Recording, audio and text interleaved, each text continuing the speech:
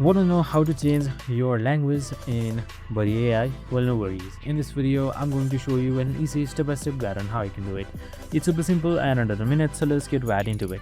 Now, first things first, just simply open up your Buddy AI application and you should be right here under this interface. Now, changing a language is super simple. On the top left side, you should be seeing this gear icon. You can just simply like that. And make sure you are a parent and you enter a specific and relevant birth date. That should be able to get you to settings. So now once you're out of settings, you can just simply scroll down and here you should be seeing native language, just simply like that. And here you can see your language that you can choose from. You can either switch from Spanish, Polish, Turkey, and Russian, and much more. And that's it, super simple and easy. So you can just simply like save, and once it is done, your game should restart and you should be good to go. I hope this video helped.